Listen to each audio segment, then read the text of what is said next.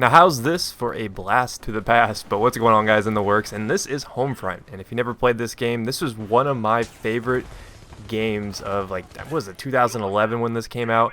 And I think this was a really underrated game, but it had a lot of problems that kind of held it back. It had a lot of server issues where they didn't have enough servers that kind of meet the demand of the people who bought it, but it actually sold really, really well.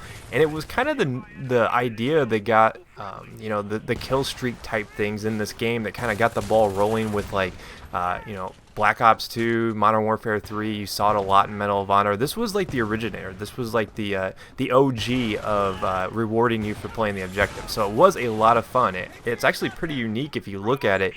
The way you actually buy vehicles, the way you actually get like score streaks and stuff like that, is you actually earn points and you can go in there and buy them. You can buy launchers on the fly. So there's a lot of cool things that this game did right. It's kind of a mix of maybe like a Call of Duty, maybe like a Battlefield mix with that, because there are some vehicle aspects, and it was honestly a really cool game. And I think this is pretty relevant to the topic we're going to be talking about today, which is THQ closing and Homefront 2, because we all know that Crytek is actually doing Homefront 2, which is awesome.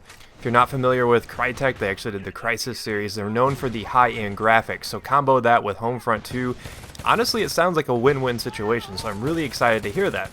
But then we see all the news that THQ basically dissolved all its assets. And if you're not familiar with the background behind the THQ stuff, basically they were in a situation where they were declaring bankruptcy and they weren't sure how they were going to move forward. So the only thing they really could do was dissolve their assets, kind of auction off the titles they had. And a lot of people thought that since THQ was closing, that means it was the end of all the THQ games. But luckily, a lot of the games actually survived. I mean, I think Sega bought Warhammer and Company of Heroes. So if you're a fan of those games, they will live on. Although I'm not a huge fan of Sega these days. They do some kind of strange things, but those games got bought. I think the Metro series actually got picked up by the guys who did Dead Island. I believe they're called Deep Silver. I think that's like actually a sub branch of the actual company, but they picked up the Metro series. So if you were looking forward to that game, I think they're still on track with that. But the one thing that kind of piqued my interest is the Rockstar publisher Take-Two, which I'm sure we're all familiar of. They picked up the Code project, or Codename project, or whatever it's called, that THQ was actually working on. And I don't know how close you guys follow video game stuff, but it was supposed to be a pretty big title, and apparently, Take-Two saw the potential, and they picked that one up. So a lot of the games that we know and love are actually going to be living on, and I'm actually going to put a link in the description so you can check all that stuff out, so you can get in there and kind of see where your favorite THQ series is going to be going.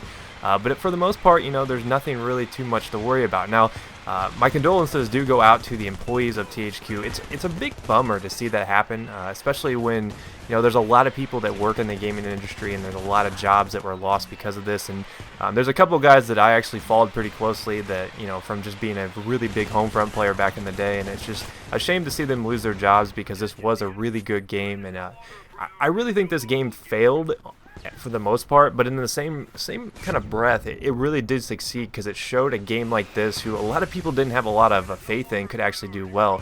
And now the only reason it kind of failed was just because it didn't really execute the plan very well. I mean, it had the best they could really do within the means. They weren't expecting it to sell well, and then when it finally did, they couldn't kind of cope with that. And in exchange, it kind of got a bad rap, and that's just too bad, because like I said, this was a really good game. But there's a lot of positives going forward with the Homefront series. I mean, the storyline in this was just so engaging. I don't know what it was. Like, the storyline in this just I don't know, it connected with me. I felt like the invasion of the North Koreans into America, it was just interesting. It was kind of like a Red Dawn type scenario, and it was a lot of fun. I enjoyed the campaign, even though it was pretty generic in terms of gameplay. The storyline was cool. The way that they kind of set everything up was really cool. The weapons were neat. I mean, you've got a nice blend of maybe like some futuristic stuff with maybe a little bit more modern, and that's kind of like what Black Ops 2 is, I guess. But Homefront 2 being developed by Crytek is probably a win-win situation, because now they can make the game how they see fit. They got the atmosphere, they basically got a lot of the mechanics. They get to kind of tune the graphics a little bit. I mean, the graphics weren't horrible, but Obviously, Crytek can do a little bit here and there to make it a very, very polished game, so I'm really, really excited for that going forward. Now, some of the things that were bad about Homefront was just like the spawn system, and you could just get absolutely destroyed over and over and over and over, and I think there's some gameplay mechanics that will need to be tweaked, but I'm really confident that Homefront 2 is going to surprise a lot of people. Now, obviously, there's no release date, and most of this stuff is just me talking about, you know, my theories on it, but I really do see Homefront kind of coming out as the dark horse in whatever quarter they actually do decide to release it. I know right now the tentative release date is April 2013 all the way up to like 2014, so that's a huge window there.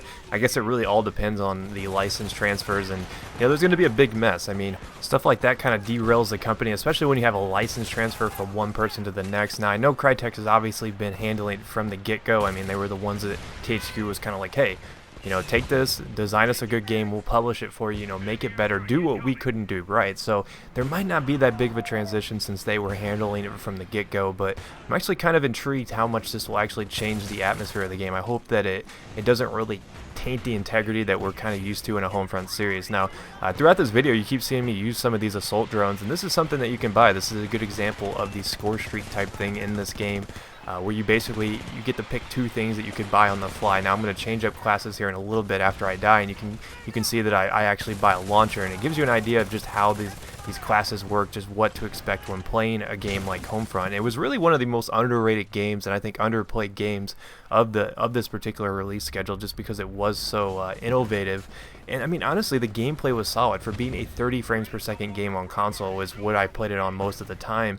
It ran really, really smooth. I mean, it was a lot better than, in my opinion, in the way like, you know, Medal of Honor 2010, Warfighter, heck, even Battlefield 3 does feel a little bit clunky on console, but this played really, really smooth. Now, there were some bad things about it. Now, I know that there were a lot of shortcomings. I know some of the kill streaks needed balancing, and unfortunately for the people who enjoyed this game, there wasn't a lot of support for it, so we didn't really get to have that support we deserved. I mean, I know they released one DLC, but for the most part, this game did not get a lot of love. THQ did not have the money, so it's pretty evident this has been a problem throughout the company since the early goings, and they finally hit rock bottom, which is, like I said, it's unfortunate for the employees, but at least a lot of the cool games did get to survive. And I really look forward to Homefront 2, so let me know what you guys think. Will you guys be picking up Homefront 2? I know there's not a lot of info out there, but will you give it a chance? And if you missed any of my other videos, here's a chance to catch up, and I'll see you guys next time. Peace.